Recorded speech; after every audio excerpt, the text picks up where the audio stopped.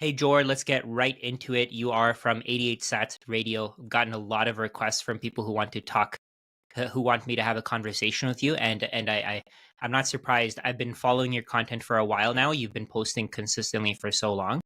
And one of your videos really stood out to me. One of your videos, it made me really think. You named it "Why Most People Aren't Buying Bitcoin." Do you want to go into that a little bit? Why aren't most people buying Bitcoin in your opinion? Right off the hop? Yeah. Oh, I thought we were going to have a bit of a warm up here. No, that's good. No, right off the hop. We just go right into it, man. Well, first of all, I want to say thanks for having me on here. You've been doing some pretty incredible work yourself on the Twitter machine, which is good. We need more Appreciate it. We need more Bitcoiners in general, but especially more Canadian Bitcoiners. So I appreciate you. Why Absolutely. most people aren't buying Bitcoin? I think the main reason, honestly, is because they think that they can't afford it. I think that the unit bias in Bitcoin is one of the biggest hurdles for a lot of people. They see the price. It's gone from $5,000 4 years ago today almost, or a couple, months before that, but $5,000 to what are we at now? 72,000. And I think when people see that number, they just kind of, think that it's out of their grip now. And they're kind of sour about it. They're kind of mad about it. But they think, I don't have $72,000 kicking around. And here in Canada, we just hit $100,000 yesterday. And so that's even more. Like it's a very large number. I've talked about this before, but it's like, think about the average person and think about how much disposable income they have every month. And think about how many months and years it would take for one person starting today to get to one Bitcoin. Like I estimate about 10 to 15 years for the average person. And it's not going to get easier either.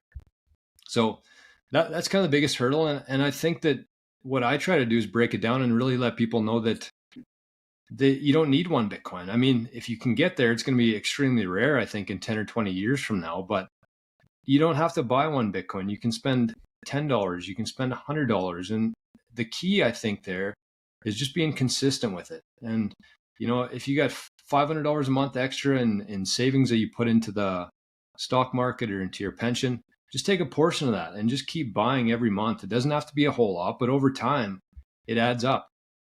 And so to me, it's the unit bias in Bitcoin, which is that people think that they need to buy one Bitcoin. And if they can't buy one Bitcoin, then they're just going to keep ignoring it.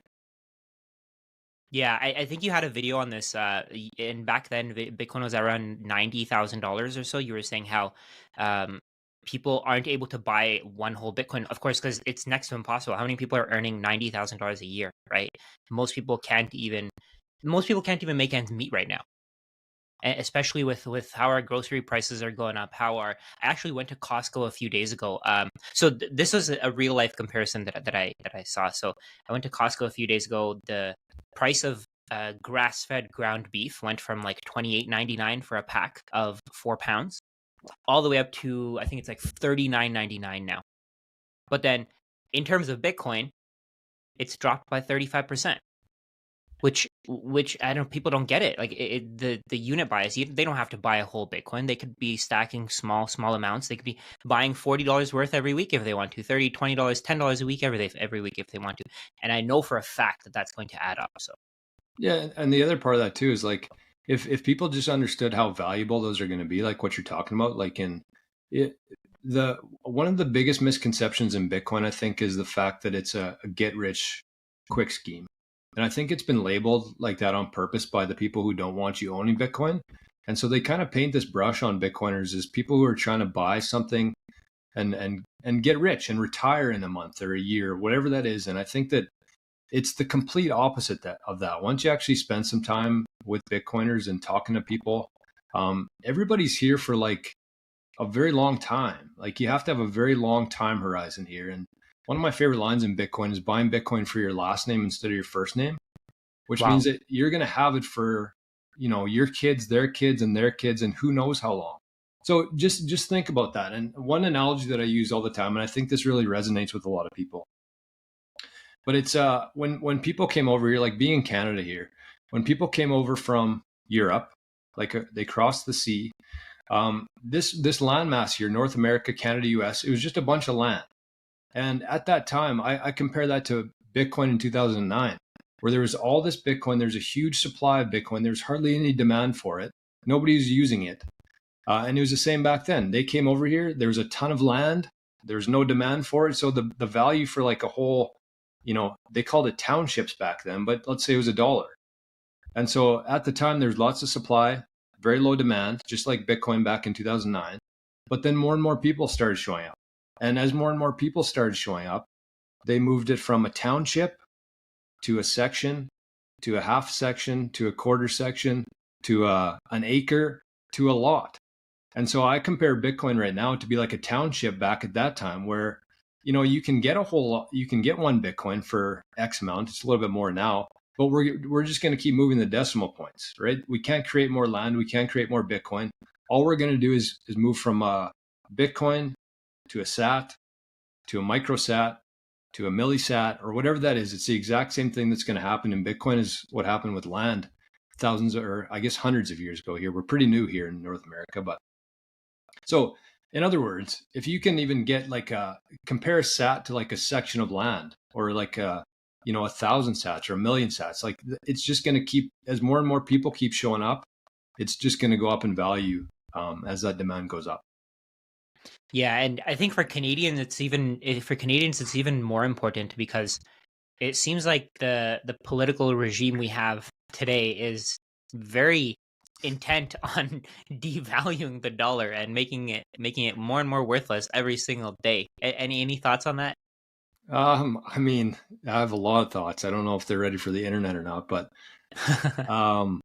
yeah, I mean, here in Canada, I really believe that Canada should be, if not the most abundant country, top 3 for sure. Like we have such great people here. We have so many resources here in Canada, and that's what the world runs on, is energy. And we've kind of been led to believe that energy is a bad thing, but energy has what built this house, what keeps the lights on, what heats the house when it's -10 here in Manitoba today. It's like you need energy to advance in civilization. And we have all this energy here in Canada. We just need an adult in the room who can unlock that. And, the good news for you and I, and for all Canadians, is that there are, we talked about this before we hopped on here, but I said, like, as much as most people dislike Justin Trudeau, he's created a lot of great Bitcoiners in Canada just because of their policies. And so, when we have an adult in the room here and we unlock all this energy that we have and we turn that into Bitcoin mining, which I think Canada is number 3 right now, if I'm not mistaken, which is a good sign. We have no gold. Trudeau sold all of our gold for some reason. Nobody knows why, but we're just barely hanging on there. But we do have Bitcoin, and I think that it makes me very hopeful for our future here, especially in Canada. Yeah, and I think what Bitcoin is going to do is it's going to give us the ability to actually use our resources properly instead of wasting them, instead of having to sell our energy to other countries. We can. I was watching this. There was this great podcast where it said how I don't remember who it was, but they said how Russia might start selling their Bitcoin, their energy, all the energy that they produce, to the Bitcoin network, because other countries don't seem to. I mean, well, the U.S. doesn't seem to want to work with them. The UN countries don't want to work with them. Which, I mean, I don't blame Russia for doing that. I mean, I think it would probably be the best solution for them, right? And maybe that's where Canada is going to. I know they don't have the same sanctions and all that different position, but I feel like just as a country, it may actually be very beneficial. 100%. And if you think about, I'm sure that your audience is fairly well versed in terms of Bitcoin and mining and stuff. So it's like Bitcoin gives us the ability to capture what would be otherwise wasted or stranded energy. Like if you think about, and the funny thing for me is, like, before I got into Bitcoin, I knew nothing about energy or electricity or anything like that. Same here. I knew how to turn on a light switch, but that's it. But since going down the Bitcoin rabbit hole and all the different things that come with that, it's like I kind of understand it now. And I understand that, you produce electricity, whether that's through, in Manitoba here, it's hydro is our main one. It could be solar, it could be wind, it could be nuclear, but you produce that energy and then you have to find a buyer for it. If you don't use it, If your community can't use it, you have to find a buyer for it. And so electricity can only travel so far, right? And so we can't really sell energy here and send it to India, right? It just doesn't make sense. It won't get there. But with Bitcoin mining, it's the first time we've ever been able to capture energy directly and convert it into money, right? You don't have to find a buyer for it. You take that energy, however you get to it, and you hook up a Bitcoin miner to it. You start mining, and it basically prints money. You don't have to find a buyer for it. It prints money that is accepted and recognized on a global scale. Like it's truly mind bending when you actually stop and think about what's happening here.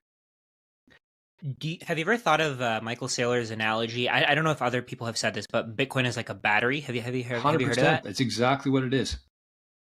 And Yeah. and here's another good analogy that I like to use is like if you think about the difference in batteries, everybody's used batteries in their devices, whether it's remote or mouse. Think about like the batteries that you buy on Amazon for like 100 batteries for $5. Think about how long they last. Think about how much energy is stored in those batteries. It's not much. And I compare that to the fiat system, where if you've used a solid battery where you charge it and it actually holds that energy in there for a very long time, you can come back 2 years later and you can hook something up to it and it's going to work. Like that's a good battery. And that's what Bitcoin is. It stores your time, your energy in the form of a battery. And then when you want to use it later, it's there. Yeah. Yeah. Hey, I wanted to ask you. I just want to do a little pivot here. Sure. So you're a CPA, from what I know. I was.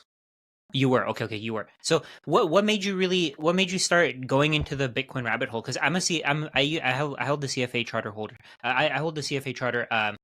And in the finance industry, it's really weird for people to be talking about this imaginary money, magic internet money. What made you go into this rabbit hole?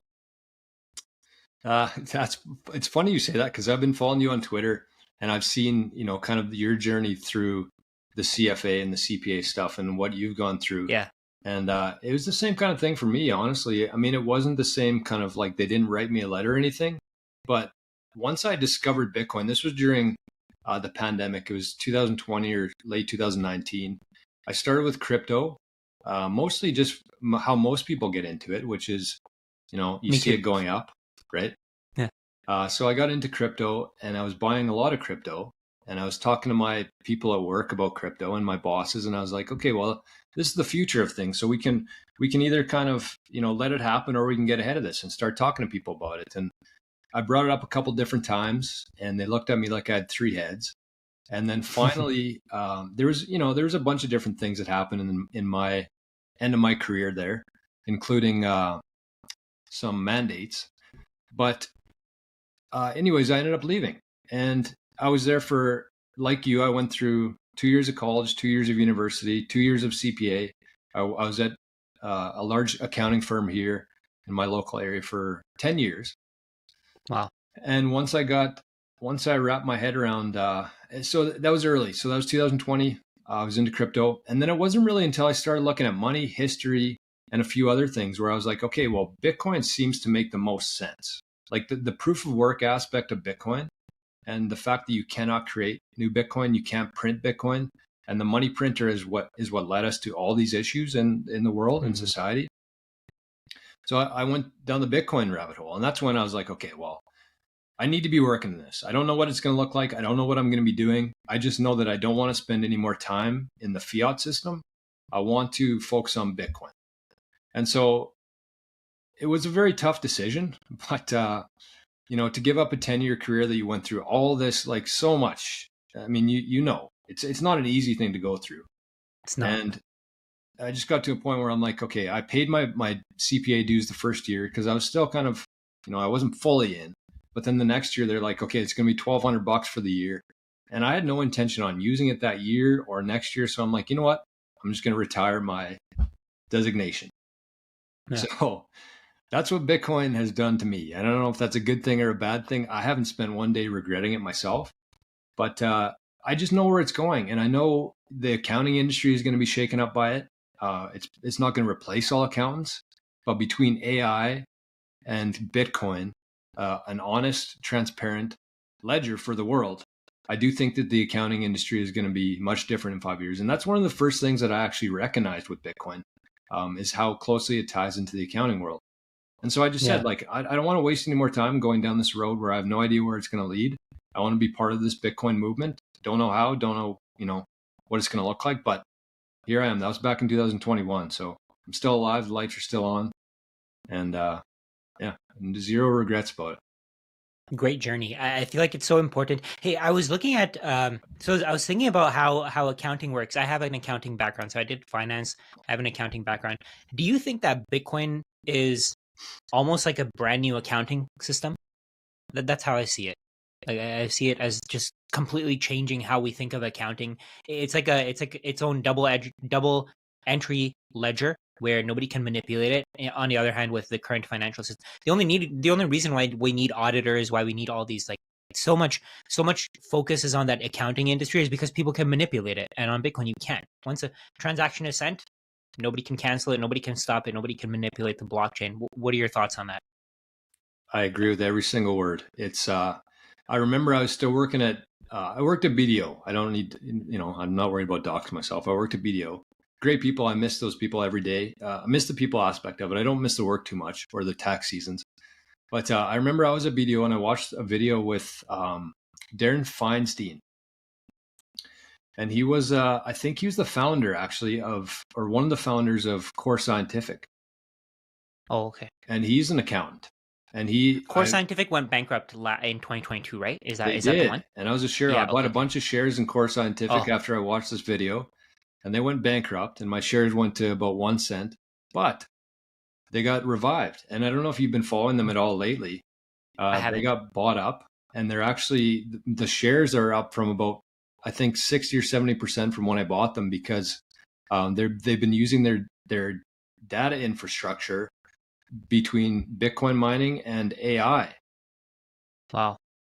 So they've actually taken a completely different route from when I first bought the shares. But anyways, that's a separate story. But I listened to this Darren Feinstein guy, and he's an accountant, and he was explaining how thousands of years ago we had single entry accounting, which was a farmer has 10 sheep, he writes it on stone, and the sun bakes it into the stone, and that's how he keeps track of things. One sheep dies, he crosses it off. Single entry accounting, right? And then years later, we moved into double entry accounting. I think this was maybe the 1400s or 1500s, where you'd still have the sheep, but you also keep track of, how you bought the sheep, your cash balance, who you paid for those sheep, like the liability aspect of that. And without getting to, putting people to sleep with the accounting talk here, that's been used for 500 years, the double entry accounting system. And so Darren said that Bitcoin is basically triple entry accounting, which means that it's the exact same thing, except it doesn't rely, as you said, the third parties, the auditors there, the people who verify those numbers. It's built into Bitcoin now, where the Bitcoin blockchain itself actually self audits itself every 10 minutes, every time there's a new block and the new ledger is sent out to all the nodes. That's basically triple entry accounting now. So in an industry that hasn't been innovated in 500 years, the Bitcoin is, I mean, that was the foundation for me that really opened my eyes to, like, okay, this makes a lot of sense here to me. Yeah, and it's the same thing with money. With money, we haven't seen any real innovation for. I think it was Vijay Boyapat who was saying this for 5,000 years, right? We went from gold to IOUs, like paper IOUs, paper backed by gold, which really wasn't backed by gold.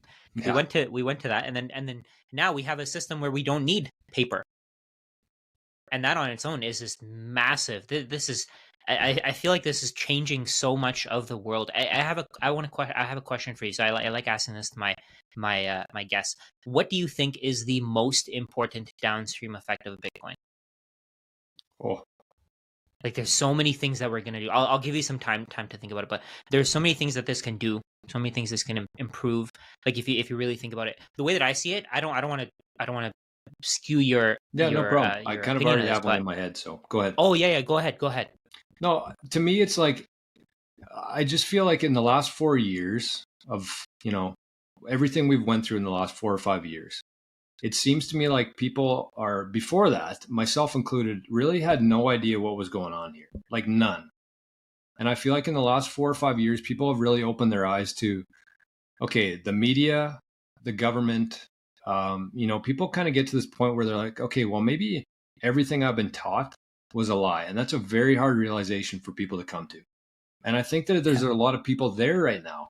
And so they're seeing the cost of groceries go up. They're seeing things with their eyes, and the media is telling them something completely different from that. So most people are kind of at the stage where they're like, okay, well, there's definitely something wrong here, but I don't know what it is. I don't know how to solve it. But with Bitcoin, this is what I think it's going to do to the world. Because if you think of every single issue, anything, any problem we have in society, in the world, it all stems from fiat. It stems from the ability for somebody out there or a small group of people to create money out of thin air. And when they have that money, they can pay for government, they can pay for the media, they can pay for the pharmaceutical company.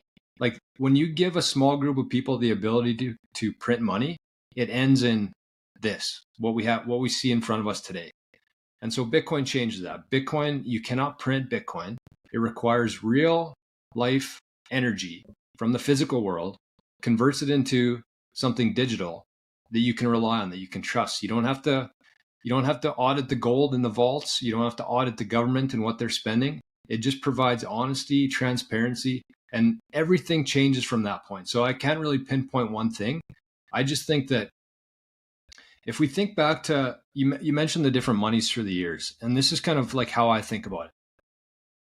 So back in 1971, if you look at all the graphs, like, have you seen what WTF happened in 1971? WTF. Yeah. So the crime's up, the birth rates are down, the food quality's down, the hospital visits are up. Every metric that we're seeing in front of our eyes right now started in 1971 when we went off a hard money. Right. Yeah. So this is a great resource, and I highly encourage people to check this out. It just shows all the different graphs of like the metrics. Yeah. And it just keeps going. That's the crazy thing. It just keeps going and going and going and going. And there's no lack of evidence that 1971 was. Keep going with what you're saying. So to me, it's like, okay, back in 1971, what happened there was they took the dollar off the gold standard, which means they now had the ability to literally create money out of thin air. Before, whether they actually had the gold or not, that's a different story. People actually thought that they did. So what happened in 1971? Most people had no idea. Like Nixon came on TV, said that, they didn't say we defaulted on our debt, but we're going to move into this petrodollar standard. And so I think that at that time, 99% of people had no idea what was happening. They just slowly, for the last 50 years, have seen their lives get worse, right? And so I think now that we have Bitcoin, just like the exact same thing, 99% of people aren't going to really understand what's happening here, but we're going to move in the opposite direction, where people's lives are going to get slowly better and better and better, just because we're on a hard, scarce money standard. Bitcoin's the hardest money that's ever been existed. And so that's going to trickle down into every aspect of people's lives without them even really knowing what happened. Yeah. Yeah. So the one that I completely agree with everything you were saying. So the one thing that that really stands out to me is, I don't know if you've seen my rants on Twitter about real estate. Yep. I genuinely think that's the biggest biggest thing, right? Because people no longer have to use real estate as a savings vehicle. They no longer have to put all this money into, they don't have to, first of all, they don't have to save 20% of the value of the house. Then they don't have to go to a bank and borrow the rest, the 80%. Then they don't have to pay back that 80% for the next 30, 40 years. Then, I mean, they're not buying houses. They're not buying more houses than they need. Have you seen the statistics about, I think in Vancouver, it's very similar. In Toronto, something like 60% of new build condos are owned by investors. That's crazy to me. That's absolutely insane. It's like we're not even catering to the end user anymore. It's all just financial. Like everything is money. Yeah, and if you think about, like, you're absolutely right. And if you think about why that is, like, why are people investing in real estate? It's because it's the best. We talked about the batteries. Like, it's the best place to store wealth right now. Yeah. right? It was before Bitcoin. But Yeah. if you had $100,000 and you wanted to make sure that you had that $100,000, the purchasing power of that in 10 or 15 years from now, like the housing market has gone up with inflation. So if you own assets, then you haven't been too affected by inflation, right? Because it's gone up. The value of homes have gone up with inflation, kind of at the same rate or above a little bit, you know. And so with the real estate too, I think that one thing that Bitcoin's going to do, and I think that the majority of people who own Bitcoin right now are millennials. And probably the next, there's people who are older than millennials who are looking to, oh, my BitX just restarted here. They're looking to preserve their wealth. But there's also Gen Z coming up right now, and they're looking at Bitcoin kind of like a get rich, like most people do. But I really think that there's a massive opportunity for Gen Z crowd right now to just understand that you're never going to be able to afford a house in this world ever. If you're saving your money in fiat, you're never going to be able to afford a house ever. And it's a sad reality. And I think that most people, kind of go under the assumption they haven't discovered Bitcoin yet. And so they're just kind of going through life. Every time they get paid, they blow it on something else, or they go out, or what kids do, but they don't have any sort of hope for the future. And I think that for me, when Gen Z realizes they can actually, instead of, trying to save in fiat for a house and putting it into a savings account and waiting to get to, as you said, 10% of the down payment, throw that into Bitcoin. Have some patience. Wait 4 years, wait 5 years, wait 10 years even. But you're going to see the price of homes, even though they're going to go up in fiat, the Bitcoin that you have is going to be able to buy way more than fiat. So I think that Bitcoin's like an actual saving grace for Gen Z right now, because instead of putting it into a savings account, buy Bitcoin, have some patience. And I think that's the only way that people are going to be able to afford a house nowadays is with Bitcoin. I think the patience part is the hardest, because so I saw another one of your videos. You said, I'm just looking at your YouTube channel. You said you'll be tempted to sell your Bitcoin. A lot of people are seeing the massive gains. They're seeing that they're up 4 or 5 times since the bottom in 2022. Why do you think people are going to be tempted to sell their Bitcoin? I mean, the answer is obvious, but I want your thoughts just for my audience. Yeah, no, to me, I really believe that people are going to be tempted to sell their Bitcoin because of BlackRock and because it's a scarce supply. So just think about this from BlackRock's perspective. The ETF came out in January 2024 this year. I think that changed everything forever in Bitcoin. But what's happening here is that BlackRock's and the other ETF issuers have been buying as much Bitcoin as they can. And so you have to understand that from BlackRock's point of view and their clients, they don't care what the price is. That it could be 50,000, it could be 70,000, it could be 700,000. They think of BlackRock as like unlimited capital. They don't care what it is. But what they're trying to do right now is I don't know, there's theories around it, and I don't know if I believe it or not. But let's say they're trying to keep the price of Bitcoin down. The reason I think they're doing that is because they don't want people to see it going up. They don't want people to be interested because there's only so much Bitcoin available. That's the difference here between Bitcoin and any other asset that's ever existed. So what I think BlackRock's going to do here, because they understand that there's only so much Bitcoin and they can't print Bitcoin and they can't extort people into so what BlackRock's going to have to do here is they're going to have to run up the price so high to try to make people sell their Bitcoin, because that's the only way that they're going to be able to get Bitcoin, right? Because if you think about it, you can't print it. You can either buy it or you can either mine it. And so BlackRock's been buying up shares in these mining companies. I'm sure they have deals with, Marathon, with Riot to sell them Bitcoin, But outside of that, there's what is it, 450 Bitcoin a day right now? Yeah. Yeah. So there's only so much Bitcoin. So what I think that BlackRock's going to do here, once the timing is right, is they're going to run up Bitcoin so high and make people sell their Bitcoin to them, because that's the only way that they're going to be able to get it. And they don't care what it's worth. You're dealing in one currency that they can print, or BlackRock can't print it, but can be printed, like a fake, illusionary, unlimited supply currency. They can take as much of that as they want and buy Bitcoin with it. One is real, one is fake. So I think that they're going to try to run up the price to tempt people to sell their Bitcoin. And that's the only way that they're going to be able to buy Bitcoin, because the exchange numbers have just been going like this for like since they started buying. And there's going to come a point where that supply runs out. And so that's when they're going to run up the price and they're going to tempt people to sell. And I think that a lot of people will. So I call it the BlackRock vacuum, because any Bitcoin you sell in the future is going to go right into BlackRock. Yeah, I completely agree with you. I don't think that I don't think they're trying to keep the price down. I don't No? think they care about that. Yeah, I think the I'm way that I kind of see with it, you too. I agree with what you were saying, where they don't want people to pay attention. But the way that I see it, there are so many people right now who own Bitcoin that have no clue what they own. Right.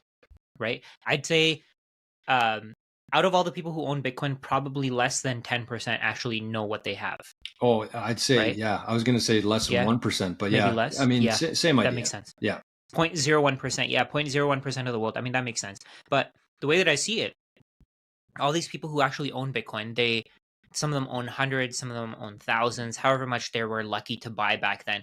To them, it was just a gamble, right? Yeah. I've had so many conversations with people. They're willing to show you screenshots. Oh, I bought 20 Bitcoin back in 2016, and I know Bitcoin more than you. But no, you don't. You think it's a scam. You genuinely like. There's people who are telling me this thing's a scam. It's going to zero. I own some. I'm going to sell it 100,000. Like those are the people who are going. I have a feeling the way that I see it, because of these people, I think there's going to be a melt up in price, because BlackRock is just going to offer more and more and more. Like you said, there's 100%. unlimited money, while Bitcoin is finite. Money, there's no limit to how much money can exist. But who knows? Who knows what will happen over the next few years? Who knows what will happen within the next decade or 2 decades? I have a feeling that Bitcoin is going to run up to the millions of dollars, right? And that only makes sense, right? Because you can print as much of the dollars as you want to, but you can't print any more Bitcoin. The supply is finite. There's no way to get people to give away their Bitcoin unless you offer them money, or I guess if the government just confiscates it. But even in that case, it would be a much better. It would lead to much more trust in the government if the prices rises and they don't confiscate people's Bitcoin. Agreed. Yeah. What are your thoughts on that? And that's kind of where we're going too, right? I mean, like in the last week alone, we've seen, who was it? It was the BRICS nations. It was Argentina. It was the UAE. It was Ethiopia. And as you mentioned, Russia. They all announced that they're going to be mining Bitcoin. Wow. And so, we kind of see, and then you have corporations too. Like you see Microsoft, who just announced last week that their shareholders want Microsoft to be owning Bitcoin. And so that's like what we're looking at right now is a very small amount of corporations and countries who are owning Bitcoin, a small amount who are thinking about owning Bitcoin. But this whole thing's going to play out where everybody's going to want Bitcoin. This is, I say this all the time, but just understand that everybody is going to want your Bitcoin. Every individual, every company, every country, and most importantly here, I think, is every AI and every robot is also going to want your Bitcoin. And so that, going back to what we talked about in terms of the unibuys, understand how scarce this thing is. Understand how valuable 100,000 sats is going to be when this whole thing plays out.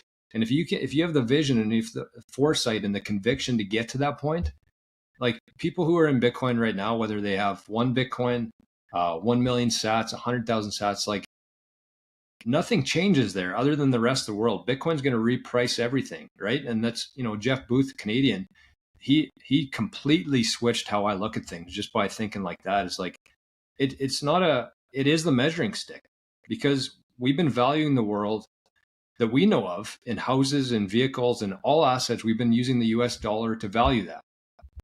And the problem with that is that the US dollar is unlimited in supply, and we have no idea how much supply there is today and how much there's going to be in 10 years from now. So how do you value things against a denominator that you don't really know what it is, right? Where if you compare it to Bitcoin, the reason why Bitcoin is repricing everything is because we know exactly how much there is today. We know exactly how much there's going to be in 10 years from now. The supply is not going to change. The denominator in Bitcoin, the supply is not going to change ever. And so the only thing that's going to happen is as countries, companies, individuals, and AI adopt it, the demand, top part of that equation is going to go up, right? And so that's what's going to cause this massive spike in the price of fiat, but it's just going to reprice every other asset on earth. So that's kind of how I see it. Yeah. So have you seen this website before? I just have it opened up in the background here. Have you seen this website, priced in Bitcoin 21? No. The site is awesome.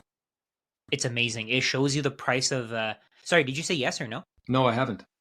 Oh, you haven't. Oh yeah, check this website out. It's crazy. It shows you like the price of a house back here in November of 2011 in the US. It was 64,000 Bitcoin. Today it's 6 Bitcoin. That's crazy. It just shows you, like, if you look at it in fiat terms, it keeps doubling. Yeah. It's going to keep doubling. It's going to keep increasing forever because more and more fiat can chase the same number of houses, right? And the way that I see it, I've talked about this before. The way that I see it is, in terms of fiat, the price of housing will keep increasing forever because fiat is easier to create than houses. But then in terms of Bitcoin, the price of a house will keep decreasing because Bitcoin is much more difficult to build or create more of than houses. 100%.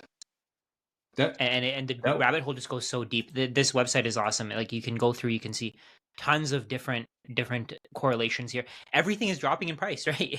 Everything, literally everything. Even like if you look at this website, orange juice is a better investment than housing. Orange juice is down 29% in the last 5 years in terms of Bitcoin, while housing is down like 90 something percent. What's that called? Price in Bitcoin 21? Priced in Bitcoin 21.com. I think great site. I love it.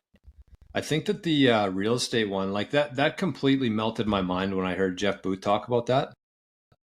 Real estate's one that everybody is familiar with, right? Like everybody knows the price of housing has been going up, like big time, especially here in Canada. Our markets are out of control.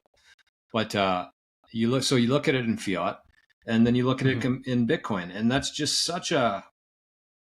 It's so easy to understand once you get to it, but like it takes a while. Yeah. Yeah, it takes a while. It's probably going to take. I actually think. What are your? So we just saw the price of a house at 6 Bitcoin today. When do you think it'll go down to 1 Bitcoin in the US? Well, before I answer that, I got one thing I wanted to show you because this is something that I came up with April 2024. So we talked about it's on Instagram, but we talked about the housing prices. So I'm a golfer myself, and I wanted to look at the purses. So you talked about real estate, orange juice, but like the purses of like if you win a golf tournament. In this case, I was looking at the Masters, and so this is what I found back in 2014 when Bubba Watson won the Masters. He won $1.6 million US, and at the time it was 3,624 Bitcoin, right? So then you fast forward to 2024. I forget who won this year. Maybe Scotty, probably Scotty. But he won 3.2 million. So in 10 years, it went from 1.6 million, the purse, to 3.2 million. It doubled. And in 2014, he won the equivalent of 3,624 Bitcoin. And in 2024, he won the equivalent of 50 Bitcoin. Wow.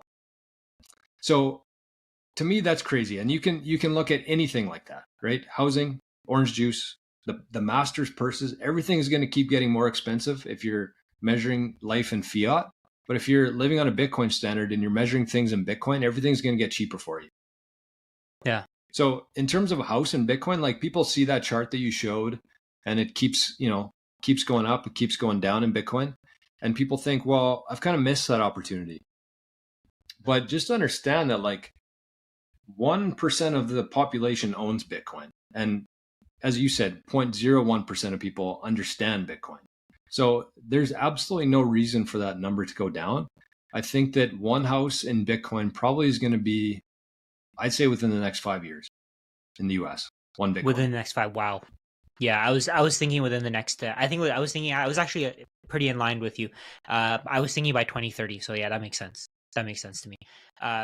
So I mean, what you were saying there, 0.01% of people own it. So you're ahead of 99.9% of people when you 99.99% of people when you really study it. I think the people who are watching your content, the people who are watching my content, it's just they're so far ahead of the curve, and they don't see And it they yet don't even because realize it yet either. That's the thing. yeah, yeah. Yeah, they don't see it yet because the price seems too high. Again, unit bias. It just all combines to make this thing so much more difficult to understand than it needs to be. But I think anybody can do it. I literally think that anybody can understand how Bitcoin works. I think some of the people who have the deepest level of understanding of Bitcoin are not financial professionals. Just from seeing from people who post on Twitter, they're the ones who figured it out early too. Like for me, it took me what 3 years to really get it down, like to really understand it. I started studying in like 2020, kind of started figuring it out in 2023, and then August 2023, I was just all in. I was like, okay, yeah, this is the future. There's no way Why do you think that is anything else though? is going. Sorry, Why do you think that is, that it's harder for people, some people to get it and some people not? I think part of it is ego. Ego's one, yeah. Yeah, I like for me, just working with a lot of finance people. I have a Yes. feeling that a lot of finance people they do think that they know more than the rest of the world, and they think that that was me. I was like that. I'm not afraid to admit it. I was like that not too long ago. I thought that I knew more than people who told me about Bitcoin before. I was told about Bitcoin in 2000, and I think I first heard of it in 2010. Then Oh, I heard it so early, but I didn't do anything with it. I didn't do anything with the yeah. knowledge. I just thought, oh, this is complicated. I don't want to Google it. I don't want to spend the time doing this. It's a waste of time. It's not going anywhere.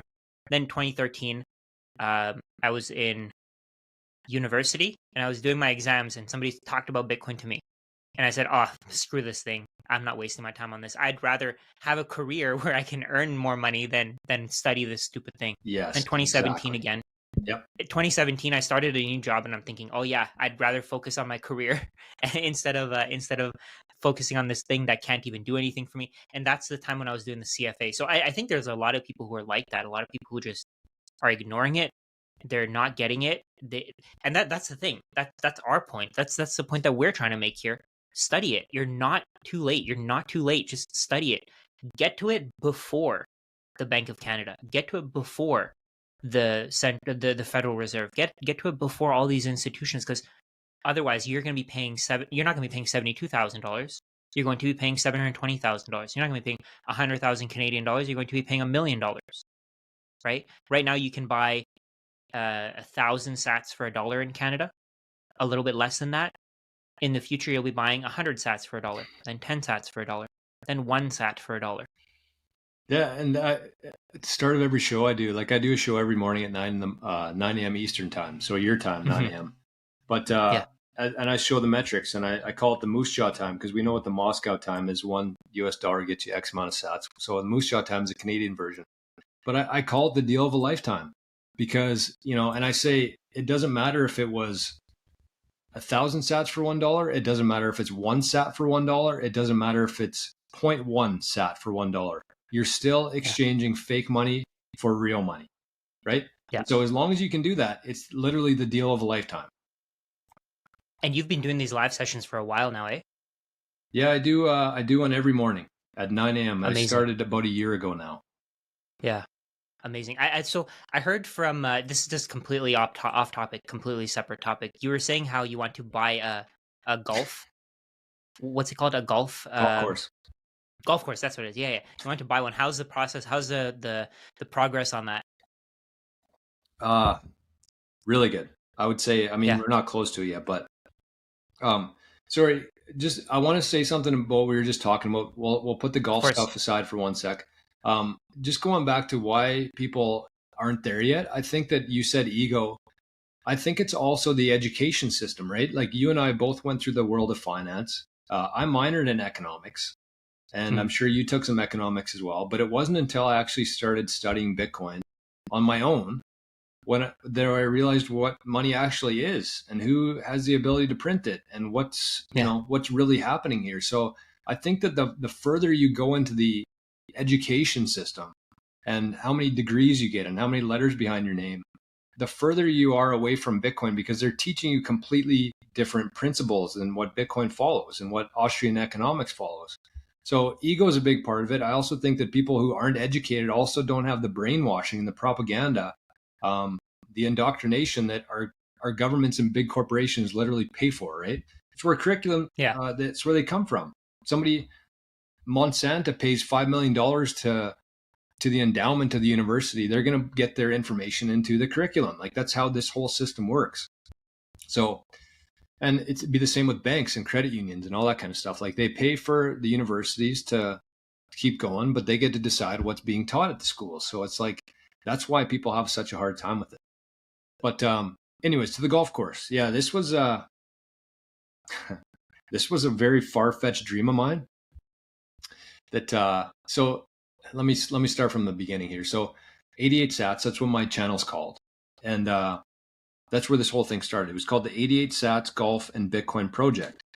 And so me and my little brother have a golf company called King Golf. It's on my hat, KNG Golf, and so we're big golfers.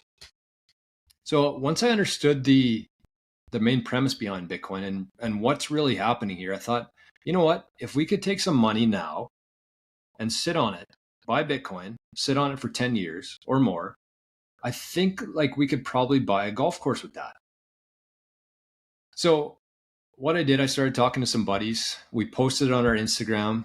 Like, is anybody interested in this? This is kind of the vision for it. We want to buy this amount of Bitcoin. We want to put it into storage for a while. And in 10 years from now, we want to try to buy our own golf course. And so it was kind of a crazy thing, but it came to be. So we launched it. Within a couple months, we had 88 people. I wanted 88 people because it's like sizable enough where you can get a decent amount of Bitcoin, but it's not big enough where, it's going to be a worthless investment or just, so small. So I thought 88 was the perfect number. So within a few months, we found 88 people. I'd say 90% of them never heard of Bitcoin before, never owned Bitcoin. Wow. So what I did, I didn't want to take their cash. I said, you have to set up an account. You have to buy Bitcoin. You have to send it to this wallet. So they all went through the same process. And we ended up getting 88 people. We started a corporation. We set up a multi-signature wallet. And so the price at the time, it was about $17,000 for Bitcoin. That's when we launched it. So I posted about this yesterday, but so people were able to buy in at about $200. And I thought that was a really good number too, because it's like, okay, they don't really understand it. They see this golf course at the end of the road. If they lose $200, it's not going to make or break their life. They're not going to come, find me and hunt me down. So that's what a lot of guys said. They're like, well, it's $200. I go out to the bar, I spend $200. Even if this fails, it's $200. But if it works, like imagine if this thing works. So people, I think, kind of grasp that. And one of the main reasons I wanted to do it is just to spread some awareness about Bitcoin and change the whole perception about, very short term, get rich quick, to see like the bigger picture here and how this whole thing I think is going to play out. So anyways, people paid, I think it was $200 for a share. And as of yesterday, when we hit $100,000 here in Canada, the shares were worth $901. Wow. So we launched it January 3rd, 2023. So in less than 2 years, it's 4x. Yeah. Same as it's directly tied to the price of Bitcoin, right? So it's the same as Bitcoin. Yeah.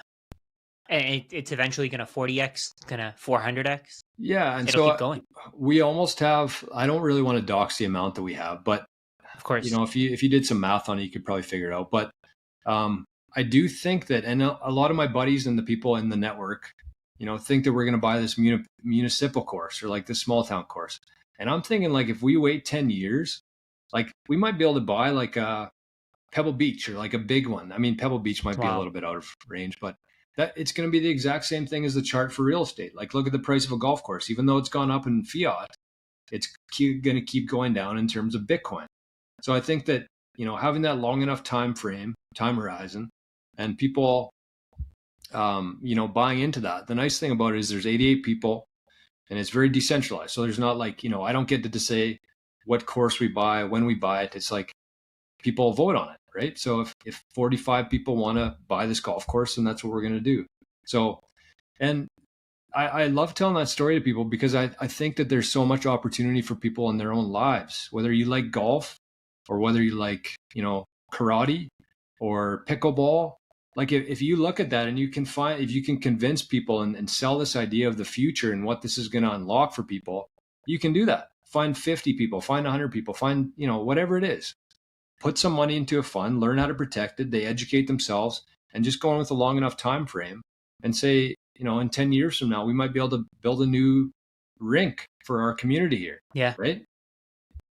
Yeah.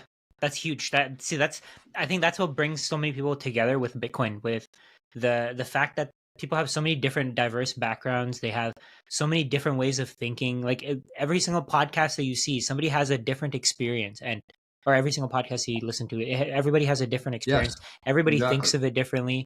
Everybody, like, there are people who think that Bitcoin is going to $100,000 in 10 years, and there are people who think it's going to $100 million, right? There's so many different perspectives, so many And different nobody ways knows of for thinking. sure. That's exactly it, right? Everybody has a different perspective. Everybody wants to think of it differently, and that's the beauty of it, right? Bitcoin. So, do you know who Matthew Kratter is? Yep. By any chance? It's Bitcoin University. So he says, Bitcoin is money for enemies. I think other people say this as well, but it stood out when he said it because whether you like golf or I like hockey, maybe we hate each other, we could still work on this one goal of accumulating Bitcoin. 100%. You can learn about it from different people. You can learn about it from different people with different backgrounds, different perspectives, different ways of thinking. I think the fact that you're spending this Bitcoin on something that you really love, and you're delaying gratification to get to that point, that's the beauty of it. And you're absolutely right. And I think the other part of it too is, like, if we were to take 88 people and, I said, okay, we want to buy this golf course in 10 years, right? And so everybody's going to have to send in $100 worth of fiat every month. And 10 years later, we might end up with like $300,000, $400,000. By that time, the price of a golf course is going to be probably double. Like, it's so unattainable in fiat world to even think about something like that, right? It's just so out of our possibilities as humans. But when you flip it on its head, and that's what Bitcoin does, it literally flips everything on its head. And you look at it differently and you say, okay, well, we take this small amount now. It's not going to be a monthly or an annual thing. We're just going to wait, because everything is going to be repriced by this asset that we're holding, including golf courses. And so if we wait long enough, who knows what could happen? It's a possibility, right? And in fiat, there's no possibility there. I want to actually show you something else, that same website, priced in Bitcoin 21. I think you're going to love this. This is actually, this blew my mind. So in terms of Bitcoin, the average Canadian wage has dropped from, let me turn this into Bitcoin instead of sats. So in terms of Bitcoin, the average wage has dropped from 13,000 Bitcoin annual wage all the way down to less than 1 Bitcoin. That's crazy to me. Like, that, it blows my mind. That's what I mean, though. And, even earlier in the show, I said Gen Z right now has no chance of buying a house. And just think of it like buying a golf course. It's the exact same. You could save as much as you want. You could work as hard as you want. You're never going to be able to afford a house if you're saving in fiat, ever. And so if you flip that on its head, you say, okay, well, I might I have to work as hard. I don't have to save as much. But if I'm storing my money, my energy, my time in Bitcoin, there's an actual realistic chance that I'm going to be able to buy a house in 10 years from now. Yeah. And the best case scenario if you're saving in fiat is keeping up with maybe inflation. Save for a down payment. Yes, exactly. Sorry, what was it? You can save for a down payment, and then you can go into 30 more years of having to make payments and just stick to that forever. Like, you're never going to get out of it. You're going to be making payments forever, because what you're going to do is you're going to buy a house. You're going to buy what you can afford today, and then a few years from now, your house starts feeling small. You'll have paid mostly interest in that time on that mortgage. You'll barely have built any equity. And now you're moving to another house and you're paying even more interest. Then you move to another house and you're paying even more interest. I think the average time that people stay in a house is 8 to 10 years. I was looking at some statistics, which max probably, yeah. It's crazy to me, because in that 8 to 10 years, like 80% of your payments are going towards interest. Right? And most people don't even understand that. It's sad. It's like you see your mortgage is worth you see the price of the house is worth, like, say $500,000, and you're like, okay, well, it seems doable. But then once you factor in your interest payments into that after 20 years, you paid over $1 million for that house between interest Yeah. and principal. Yeah. And okay, so I have one last question for you, another pivot here. So your top video, the top video that you have is I don't know if I don't know if you're expecting this question. So it's sell your Ethereum while you still can. Why do you say that? I think that was a great, like, the timing of that was perfect. It was what, 5 months ago, Yeah, and look at the in this chart. time, Yeah. I'll pull up the chart. But why do you say that? So the funny thing about that is I posted that video and I had a bunch of comments from Ethereum bros Yeah. on YouTube. And one even went as far as it was actually kind of smart or sneaky. But what somebody did was they must have used AI or just like they took my email address because I'm pretty public with my email address. I like talking back and forth with people. Yeah. But they took my email address and they subscribed me to probably 500 different lists. So Wow. I checked my email the next day and I had like 1,000 emails in there, and I had to go through and unsubscribe to all those. So I don't want to give anybody ideas here, but that's like the kind of people that we're dealing with here in the Ethereum world. So, anyways, there's the chart there from Bitcoin to Ethereum, and it's the exact same with housing, with golf courses, with wages, with Ethereum. Everything is going to be repriced by Bitcoin. Everything is going to trend towards zero against Bitcoin. And I could sit here and list the reasons why I think that, but I think that the main reason for me, well, okay, maybe I'll talk about a few of them. So number one, Ethereum is centralized. They have a CEO. Everybody knows who he is. He's a weirdo. Vitalik Buterin is his name. But they have a CEO. It's centralized. So if something happens to him, it's the same as anything centralized. It can be taken down. If you know who the CEO is, that's Yeah. why I love Bitcoin, is because nobody knows who Satoshi is. I hope we never find out who Satoshi is, because when you can't cut off a head, it becomes so much more powerful. So that's Ethereum. It's centralized. Second part of it too, utility wise, it was great for a while when people were using altcoins, meme coins, sending it around. Ethereum served its purpose. But since then, it's been replaced by Solana. So even if you're a believer in like the technology itself, like Solana is a better option now. It's cheaper, it's faster, and it's easier to use. The other part of that too, And there's always gonna be new ones. There's always gonna be new coins like this. Like, there's always gonna be new ones. Cardano, all the shit coins that are coming out. Caspa, Nano. 100%. And so the other part of that too is the supply. Like Bitcoin has a fixed supply. Ethereum's roadmap seems to change every year. And so you can't put too much stock into something. It's very similar to our fiat dollar in terms of, if you don't know how much there's going to be in 10 years from now, you can't truly value things off of that. With Bitcoin, you can.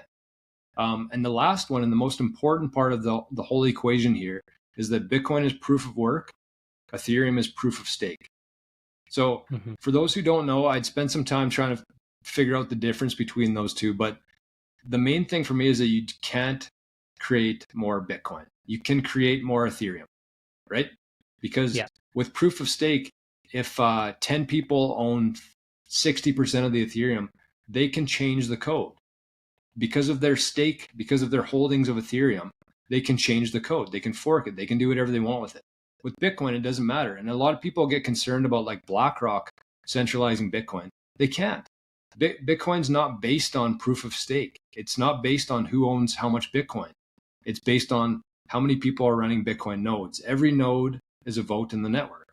And so BlackRock could own 20% of Bitcoin. They still can't do anything about it. There's still just one node in the network. So those reasons alone. And the last thing I'll say about that is that there's a lot of people who own Ethereum right now, and they think, they bought it at, let's say, $4,000 back in 2021. It's at $2,500 right now. They're waiting for it to get back up to the fiat price before they're going to sell it. But if you're flipping it into Bitcoin, you have to do it now, because that chart's only going to keep going down and down and down. So even if you get back up to your fiat price in Ethereum, you're still going to get way less sats than you would have if you sold it 5 months ago or today. So don't worry about the fiat price. Don't think about that. Look at it compared to Bitcoin, because that's the real measurement here. And I want to show you another quick website here. I think this is going to really prove your point here. So let's see. So this is the supply of Ethereum. Look at that number. It just keeps going up. And there's no consistency there. You look at the Bitcoin Yeah. supply, it's perfectly, we know what there's going to be in 50 years from now. Yeah. Let So me actually show you. So I created a supply schedule for Bitcoin. I know my audience might have seen it, but there are definitely people who haven't seen it. But this is essentially the supply of Bitcoin, and it's fixed. It's fixed for forever. Nobody can change it, right? It just the supply, the subsidy is decreasing by 50% every 4 years, every cycle, every 220,000 or 210,000 blocks. It's decreasing, and eventually there will be zero Bitcoin being produced by 2140. Nobody can change that. BlackRock can't change that. MicroStrategy can't change that. Nobody can change that. On the other hand, with Ethereum, as we just saw, the supply can increase at some point. Nobody knows for sure. Nobody knows for a fact. When the merge happened, people were actually telling me, "Oh, you're buying into this thing that the supplies is going to keep increasing, and nobody's going to be able to decrease it." But now what's happening with Ethereum? That's exactly what's happening. Nobody can decrease it, and I think the ETFs are part of the reason for why the Ethereum supply just keeps going up, because the ETH that they're holding can't be used. It can't be spent. So what that it's a spiral, and it's going to keep getting worse. It's a nightmare. It is, really. Yeah, that's exactly it. So just looking at that spreadsheet there, and I love that you're a guy like me. I love spreadsheets. I show them on my show all the time because it's very easy to see visually instead of just me talking. But think about that. So you look at your supply there, and I mean, you can dive into it as much as you want to. The one that really stands out for me, I think it's 2064, if I'm not mistaken. There you go. So 2064 is the first time that it's less than 1 Bitcoin per day. Is that right? Oh no, it's 2060. 2060. I actually highlighted that one. Yeah. There you go. Stood out to me too. So that to me is within our lifetime. Like we can look at 2134 or whatever it is. Like we're probably going to be dead and gone by then. But like 2060 is a realistic chance we're still alive by then. And at that point, the whole world, all the energy on Earth is going to be fighting over 1 Bitcoin per day. Yeah. Less than 1, not even 1. Less than 1. That's crazy. And so then go ahead. Go ahead. I was going to say 2032, same thing. Less than 1 for the block subsidy. Yeah. It's a big deal. And I mean, even the epoch that we just crossed this year, it officially made Bitcoin the hardest asset because the inflation rate of gold is 2%. And after this epoch, Bitcoin is less than gold for new supply every year already. And we're only 15 years into this thing. So the one thing though that I did want to mention is like with this spreadsheet, like it looks great. I mean, it's very reliable, but just I want people to really understand why it's important to know how much there is today and how much there's going to be in 50 years from now when you're trying to value assets based on something, right? It's very important to know the supply, the bottom line there. And the other part too is like with Ethereum, if Larry Fink wanted to come out and spend unlimited capital, which BlackRock has, and they wanted to buy 60% of the Ethereum, they could do that. And with proof of stake, they would be able to change the whole code, everything about it. They could change the whole roadmap. With Bitcoin, Larry Fink, if he could, it'd be very difficult. But even if Larry Fink decided to buy 60% of the Bitcoin, it still would not matter. He would still not be able to change anything within Bitcoin. Yeah. That's the most important part, I think, for people to really understand. Yeah, I definitely agree. So I have a couple of estimates here. So I think this is pretty conservative right here.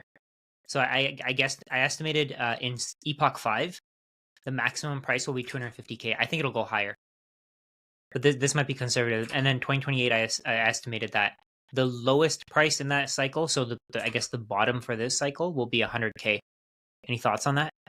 I think 100K is a big number, actually. I think that once we get to 100K US dollars, that's when that's when the majority of people are going to start giving a shit. Right? Yeah. Because they kind of see it now as like, okay, Bitcoin's at $70,000, cool. It was at 68 4 years ago. Like that's not a big deal to people, right? Yeah. Even though it's gone up 100% this year, and depending on when you bought it, when you got into Bitcoin, but like all they think about is the all-time highs, and they compare this one to 4 years ago. But I think Yeah. once we hit that $100,000, that's when the majority of people are really going to start FOMOing into Bitcoin, and that's when it's going to go from 100 to 200 to 300 to a million faster than we can even imagine. Yeah. And you know what the funny thing is? It's usually so I'm going to go to the supply, I mean the map, sorry, the chart there. I just want to show you something. I know you know about this. I don't think other people do though. I think one of the crazy things here is that people say that Bitcoin's previous all-time high was at 69K, Mm-hmm. but it was barely there. Yeah, it was there for like a day. Hey, It wasn't even there for a day. It was there for a few minutes, right? Because it was a blow off top, right? People just got greedy and they started buying as much as they could, and the price hit that. But like the difference is that right now we've been at that level for days, weeks, yes, right? Like if and you that's compare it important. here, right? That's what people don't understand. I think that's the thing that people have a very difficult time wrapping their heads around. Like at that time, Bitcoin was there for a few minutes, maybe. This time, Bitcoin's at 69,000, 60,000 or above for 8 months, right? And now we have that anchor where people think, okay, Bitcoin is at $60,000. That's the fair market value, and that's not going to. It's only going to go up from here. If you're rational, that like if you understand how Bitcoin works and you're a rational investor and you really think about where this is going, it makes no sense to think that this is going lower or people are going to be losing money or whatever people think. It makes no sense to me, to be honest. And here's the thing too, like if you consider where we were in 2020, like who was buying Bitcoin at that time? It was people like me and you. But Yeah, you fast forward 4 years and all of a sudden Wall Street's here. And then you fast forward 4 years from now and all of a sudden state pension funds are here and countries are yeah, here. And people have to understand that those Bitcoin, once they get into those wallets, they're never moving. yeah, Because once they get into like a yeah, pension fund or an investment fund, state pension fund, countries are holding them, they're never going to move out of there. So that the floor that we're building here is 1,000 times more solid than it was back in 2020. And it's only going to get more solid as serious investors come into the space, that they're going to buy Bitcoin and they're going to hold on to that Bitcoin for longer than we are around on earth, yeah, probably, right? So yeah, with a fixed supply and buyers like that who, with a very long-term lens of this thing, the floor is astoundingly solid, which we did not have in 2020. yeah, yeah. It's like building a foundation with sand versus with concrete, right? 100%. Yep. We're building a foundation with concrete. That's what happened here. This is the concrete being laid down, and this was the concrete being laid down right here, and then this was it settling, That's a great way to look at it. right? Like it's and the settlement is what the settling of the foundation and just having it build and solidify is the key. If it doesn't solidify back here, people tried to build it up to this point, but it was built on sand, Yeah, right? It and a was built gust of on wind blew it over. retail. It was built on retail FOMO essentially. That's where this price came from. I mean, I don't even think it should have gotten up to that high. But I mean, again, with FTX, with all these The China shit mining coins, ban was in there too, I think. I think that was here, right? It That was was here, and then yeah, Elon, sometime in 21.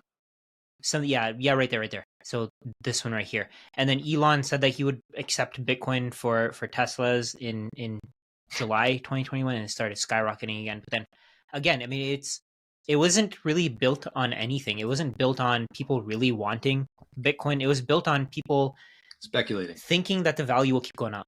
That's it. They just thought the price was going to keep going up. They didn't understand the fundamentals. I mean, I still don't think most people understand the fundamentals. But with the ETFs, they trust BlackRock to do what BlackRock is going to do. So I think because of that, they're going to keep buying. But then there's also the fact that this time is the first time where anybody can get access to this thing. Anybody, literally anybody, can go ahead and buy it in their brokerage account, in their accounts, and now they don't have to rely on a scammy company like Coinbase, right? They can just rely on who they trust.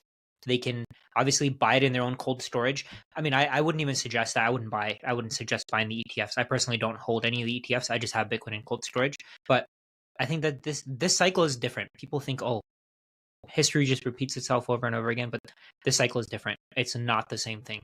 I have a feeling like there's times when I think, man, like what if Bitcoin just goes up? We have these consolidations, then it goes up again. Then we have consolidation, then it goes up. We have consolidation, goes up. We have a consolidation, goes up, and it just keeps doing that.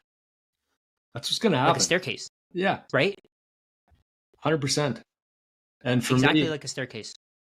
For me, it's like, okay, well, the one metric I love to use outside of fiat is the hash rate.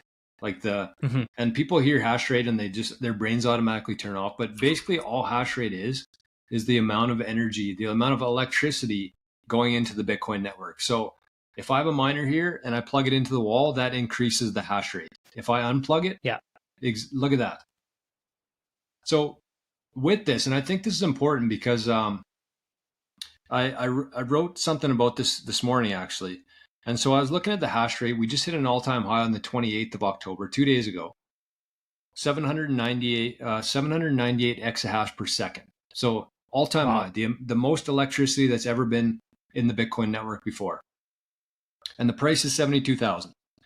And if we look back to, speaking of paper houses, if we look back to November 2021, the price was 69,000 and the hash rate was, can you go to all there? Oh yeah. Yeah, let me go to it. So 2021, it was like here. I had 171 exahash per second. Does that sound right? Let's see. Somewhere there? Is that it? Yeah. Yeah, so about 120, 171. 120. Oh no, you're right. About 150, 170. So if you're like me and you think that the hash rate is kind of like the main metric to be using for Bitcoin and where it should be, so that's a 4.6x. So from 171 exahash per second in 2021 to 798 exahash per second in 2024, that's a 4.6x. So just by those estimations alone, the hash rate, based on the hash rate today, the price should be $317,333 US dollars, all things being equal. But then you have to keep in mind here that they're not equal. Since 2021, the individual adoption is up, the corporate adoption is up, nation state adoption is up. And so if you think about that, like based on the hash rate there, $317,000, that's what the price should be today if it was directly correlated to hash rate, which I think is the best metric to use. And I think that it should be that today plus higher. So then you kind of think about, like on my show every day, one thing I like to do is look at the price today, last year, and at this time 4 years ago, because the halving cycles are a big deal in Bitcoin, right? Yeah. So today the price of Bitcoin, and everybody talked about October, and everybody's kind of been waiting for the price to really shoot up here. But the price today is 71 or 72,000. 4 years ago on this day, October 30th, 13,000. Wow. I was actually just trying to find it here. Yeah. So look at October 30th, 2020. October 30th. There you go. Yeah, 13,000. 13,000. So what that tells me, and if you look back even further, if you look back in earlier 2020, before the halving, I think it was about $5,000. I think it dropped to 3,500 at one point. I wanted to buy some, but I was like, no, this is going lower. There it is. There was that candle. It dropped all the way down to like 3,800.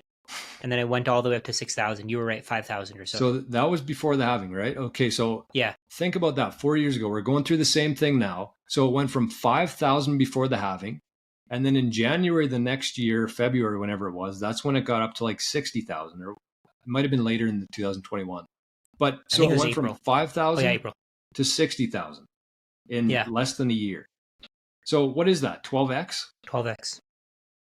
Yeah. And so we're kind of just getting into the part where that's really going to pick up now, because 5,000 to 13,000. I hate saying a bunch of numbers out loud, but 5,000 to 13,000 pre-halving to this point 4 years ago, and then up to 60 or 65. So we've just kind of been going through the halving hype, the summer, the dullness, and I think that we're really ramping up here. And that was all before Wall Street was here. Yeah. It 12x before Wall Street even showed up to the party here. And the way that I see it, Wall Street investors are some of the biggest gamblers in the world. So the way that I see it, they're gonna take on massive leverage, and maybe that's what's going to lead to the next drop. Maybe it won't drop as much as it did in the past. In the past, it's dropped 70-80%. But I think what's going to happen is all these Wall Street investors are going to take on massive amounts of leverage. They're just going to keep thinking it's going to keep going up, keep going up. I mean, it eventually will, but it's the time preference, right? If people are taking on short-term bets with 100x leverage, then of course they're going to get wrecked. Yes. Right. And they're going to be, these Wall Street investors are going to get so confident. I guarantee it. Because they don't really understand it, right? Yeah. Exactly. All right, man. That was really informative. I love that conversation. Hey, any last thoughts for my audience here? Any last points of value? Yeah, the one thing I would say, and I'm not sure who your audience would be, but maybe I'll talk to two different types of people here. Number one is the pre-coiners, right? Who aren't here yet. Yeah. The one thing I would say is that a lot of people I talk to about Bitcoin, and this is just my day-to-day life, but they say, I don't understand Bitcoin. I want to understand it better before I buy any Bitcoin. I think that we're kind of past the point of that now. I think that if you are watching this as somebody who doesn't own Bitcoin yet, I think the best thing that you can do is take whatever cash flow you have, like don't take on debt, don't spend money that you need for food and rent and stuff like that. But any amount that you have free cash flow, buy Bitcoin today. Once you have some skin in the game, you're going to be paying closer attention. You're going to start going down different rabbit holes. You're going to educate yourself a little bit more. Learn how to protect that Bitcoin. I mean, you don't have to go crazy with it. Just put it into a wallet, take it off the exchanges, and then just educate yourself. Learn, keep studying. And the more you study, the more you're going to want to study more. And then just set up like a monthly buy, whether it's $20, $50, $100. Just keep doing that consistently. And over time, you're probably going to start moving more of your assets into Bitcoin. But you just have to start. Don't wait to try to understand it, because we've both been in here for 4 or 5 years now, and I'm still learning new stuff every day. Like, this rabbit hole never ends. So every single day. Never. New things. So just buy some today, take it off the exchange, keep learning, and then just keep buying more of it. So that's what I would say to people. Don't try to wait to understand it, because you're never going to fully understand it. Just understand that the fiat dollar is melting fast, and this Bitcoin thing is going to store your time and energy better than anything else can. So that's what I would say to people who don't have Bitcoin yet. And for the people who do, just really understand what you're holding here, and understand how valuable it is today and how valuable it's going to be in 100 years from now, and do everything that you possibly can to protect that Bitcoin. Find ways, and I think the misconception with a lot of people is that they can, get to 50 million sats and then they're going to be set, then they can retire. Just understand that for the rest of your life, you're going to be trading your time and energy for Bitcoin, whether you're earning fiat and exchanging it for Bitcoin, or you start earning Bitcoin. But just because you have a goal of this doesn't mean you're going to stop and start focusing on fiat again. Like, once you leave that, you're gone there forever, right? Once you see it, you can't go back. You can't unsee it. So just understand what you're holding, learn how to protect that, and also understand how valuable the knowledge that you have in your brain is right now. Because what's going to happen here is the last couple of years, probably since people have started learning about Bitcoin, is that the companies within Bitcoin, whether they're a Bitcoin company or they're just a company who's holding Bitcoin on their treasury, they haven't been doing much in terms of hiring, marketing. They've been buying Bitcoin. And once the price goes up, they're going to have so much more purchasing power to use that, right? Like, there's going to be companies who you've never heard of before that have been stacking Bitcoin for the last 4 years that are just going to be growing like crazy once the purchasing power goes up. So understand that there's 30 million companies on Earth. All of these companies are going to have Bitcoin on their balance sheet. All of these companies are going to need to know how to do that. And if you're somebody out there who's been watching podcasts, watching videos, you have a ton of knowledge that's invaluable right now. And all of these companies are going to need a head of Bitcoin strategy.